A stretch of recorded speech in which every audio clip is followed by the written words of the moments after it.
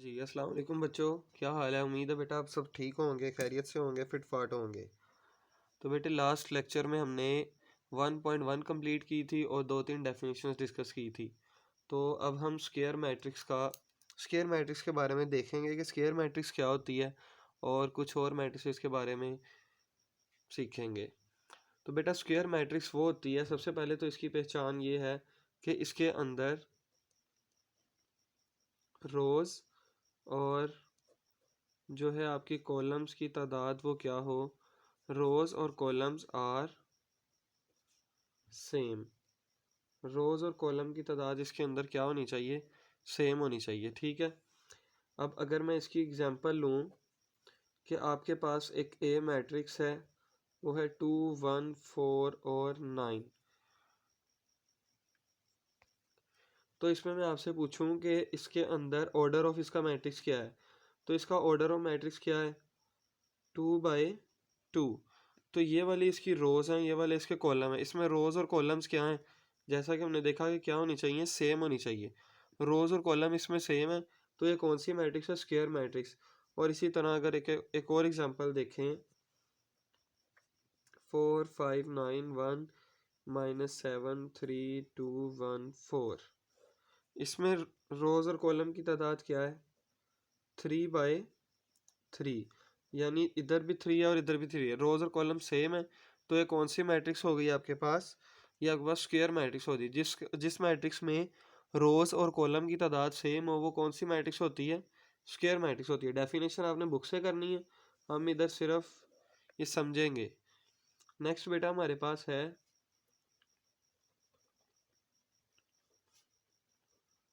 Rectangular matrix. कौन सी है,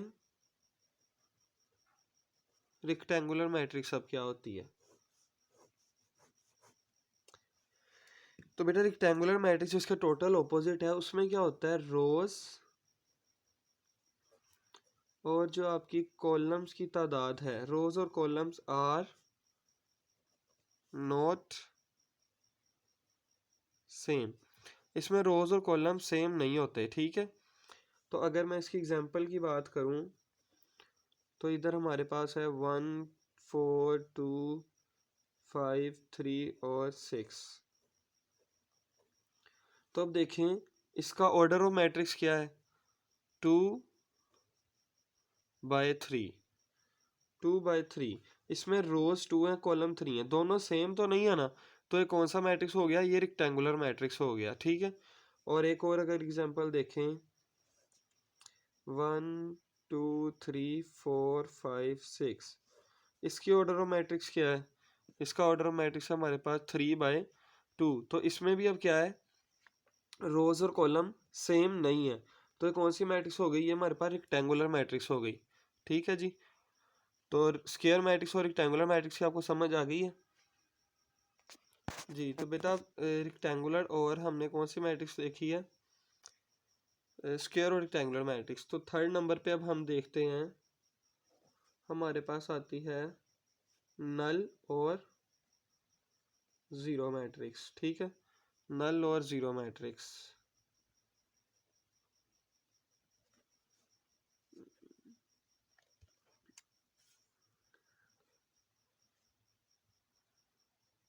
okay. तो नल और ज़ीरो मैट्रिक्स क्या होती है कि जिसके अंदर ऑल एंट्रीज और ज़ीरो इन मैट्रिक्स, कि जिस मैट्रिक्स के अंदर सारी की सारी एंट्रीज क्या हों, ज़ीरो हों। और अगर ये डेफिनेशन नहीं है इसकी, ये जस्ट मैं आपको समझा रहा हूँ, डेफिनेशन आपने बुक से याद करनी है। और अगर मैं इसकी एग्जांपल देखूँ, 0 0 0 और 0। एक और एग्जांपल देख लें, 0 0। अगर और कोई एग्जांपल देख लें, 0। इसी तरह एक और एग्जांपल, 0 0 0 0 0 0। बेशक वो उसका ऑर्डर ऑफ मैट्रिक्स नहीं देखना, बस उसकी एंट्रीज देखनी है कि उसकी एंट्रीज क्या हैं। तो वो कौन सी मैट्रिक्स हो जाएगी हमारे पास, तो हमारे पास नल और ज़ीरो मैट्रिक्स हो जाएगी। उसे नल मैट्रिक्स भी कहेंगे और ज़ीरो मैट्रिक्स भी। देन हमारे पास है negative of a matrix. Negative of a matrix, ठीक है, नेगेटिव ऑफ अ मैट्रिक्स। तो बेटा नेगेटिव ऑफ अ मैट्रिक्स हमारे पास वो वाली होती है कि जिसके अंदर अब हमने क्या करना होता है, हम एग्जांपल से समझते हैं कि हमारे पास एक ए मैट्रिक्स आपको दे दी है, -1 0 2 -3 4 और -7, ठीक है। वो आपको कह देते हैं कि इसका नेगेटिव निकाल लें, तो नेगेटिव का मतलब है माइनस ए निकाल लें, ठीक है। इसका तो इसके साथ साइन है माइनस का, साइन प्लस का हो जाना है। जीरो के साथ कोई साइन नहीं है, जीरो ऐसे का ऐसे ही आ जाएगा। 2 के साथ साइन था प्लस का, तो साइन कौन सा हो जाएगा, माइनस का। इसके साथ -3 है तो साइन चेंज हो गया 3 हो जाएगा, क्योंकि माइनस अंदर मल्टीप्लाई हो रहा है, तो हमने अंदर वाली वैल्यू के साइन चेंज कर देना। जिनके साथ माइनस है उनके साथ माइनस, जिनके साथ प्लस है उनके साथ प्लस लगा देना है। तो ये भी आपको समझ लग गई। तो इसी तरह अब हमारे पास एक और एग्जांपल देख लेते हैं इसकी, कि अगर आपके पास -1 -4 -3 और 0, तो इसका नेगेटिव बी निकालना है। वो क्या हो जाएगा, 1 4 3 और 0, क्योंकि 0 के साथ ना प्लस आता है ना माइनस आता है, ठीक है। तो अब हम चलते हैं अपनी नेक्स्ट डेफिनेशन की तरफ। बस, तो नेक्स्ट हमारे पास आ गया ट्रांसपोज ऑफ अ मैट्रिक्स। तो ट्रांसपोज ऑफ अ मैट्रिक्स क्या होता है, ट्रांसपोज ऑफ अ मैट्रिक्स होता है कि हमने इंटरचेंजिंग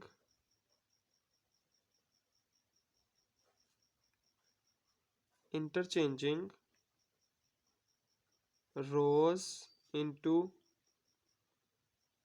कॉलम्स, या फिर कॉलम्स इनटू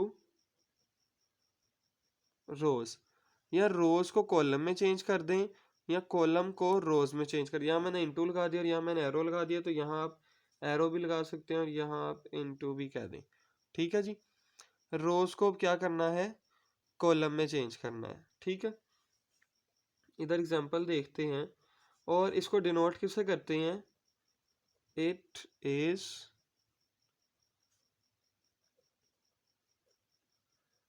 डिनोटेड बाय, अगर ए मैट्रिक्स का नाम है तो उसके ऊपर स्मॉल टी लगा देना है, ठीक है। जैसे इधर अब हम एक मैट्रिक्स ले रहे हैं, -7 3 2 4 1 3, ये मैट्रिक्स हमने ले ली। तो मैं कहता हूँ इसका ट्रांसपोज निकाल लें, ए के ऊपर स्मॉल टी लगा। हमने कहा रोज को कॉलम में चेंज कर दें या कॉलम को रोज में चेंज कर दें, ये मर्जी किसकी है, ये हमारी मर्जी है, ठीक है। मैं ले लेता हूँ कॉलम, ये मेरे पास कॉलम 7 -7 3 2, ये कॉलम है, इसको मैं किस में लिख दूंगा, रो में, -7 3 और 2। इसी तरह 4 1 3 कॉलम है, इसको मैं किस में लिख दूंगा, रो में, ठीक है। और अगर मैं इसी तरह एक और मैट्रिक्स देखूं, एक और वो देखूं, कोई और एग्जांपल देखूं,